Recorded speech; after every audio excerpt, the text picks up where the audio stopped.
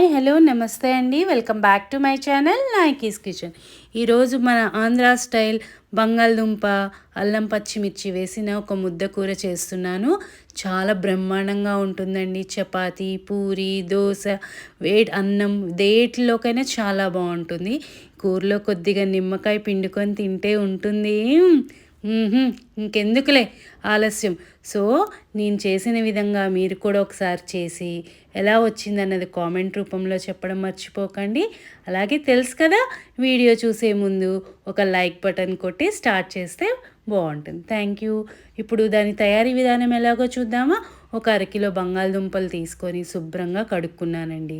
కడుక్కొని మధ్యకి కట్ చేసుకొని ఒక కుక్కర్ తీసుకొని అందులో వేసుకొని తగినంత నీరు పోసుకొని ఉడికించుకోవడానికి ఒక హాఫ్ స్పూన్ ఉప్పు వేసుకున్నాను. ముక్కకు ఉప్పు పట్టాలి కాబట్టి ఉడికించేటప్పుడే కొద్దిగా ఉప్పు వేసుకొని ఒక 2 విజిల్స్ వచ్చేంత వరకు ఉడికించుకున్నాను.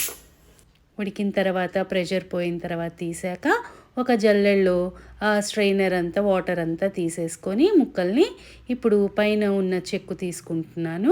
వేడిగా ఉంది కదా, అందుకని ఫోక్ స్పూన్తో అలా పట్టుకొని చక్కగా చెక్కు తీసేసుకున్నాను. మీకు చెక్కుతో కూర చేసుకునే అలవాటు ఉంటే చేసేసుకోవచ్చు, ఇబ్బంది ఏమీ లేదు.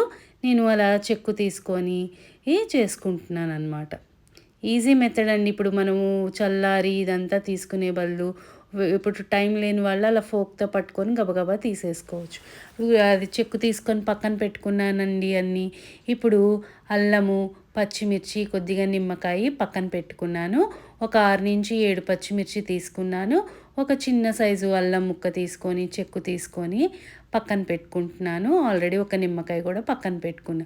ఇప్పుడు ఒక మిక్సీ జార్ తీసుకుందాం. అందులోకి అల్లము, పచ్చిమిర్చి, కొద్దిగా కరివేపాకు, కొద్దిగా కొత్తిమీర వేసుకున్నాను.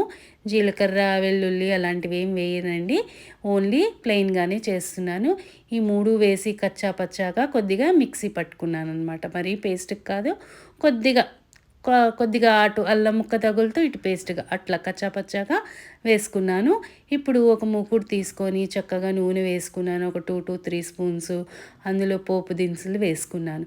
ఆవాలు, మినపప్పు, శనగపప్పు, ఎండుమిరపకాయలు, జీలకర్ర, ఇంగువ వేసుకొని కరివేపాకు అన్నీ వేసుకొని మనం ఆల్రెడీ ఉడికించి పెట్టుకున్న బంగాళదుంపలు ఉన్నాయి కదా, అవి వేసేసుకొని చక్కగా ఒక చిటికెడు పసుపు, కొద్దిగా ఉప్పు, ఆల్రెడీ మనం ఉప్పుతో ఉడికించుకున్నాము, అయినా సరే ఒక చిటికెడు ఉప్పు వేయాలి. ఎందుకంటే నీళ్లు వంపేసి తీసుకుంటాం కాబట్టి కొద్దిగా ఉప్పు పోతుంది.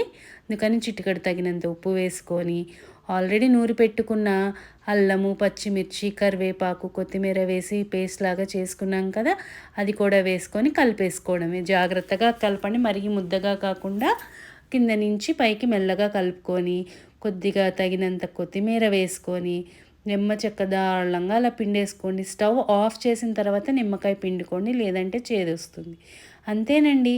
ఒక్కసారి కలుపుకొని వేడన్నంలో సర్వ్ చేసేసి తినేసేయండి. అద్భుతంగా ఉంటుంది.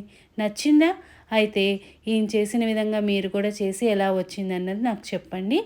లైక్, షేర్, కామెంట్ చేయడం మర్చిపోకండి. Thank you. మళ్ళీ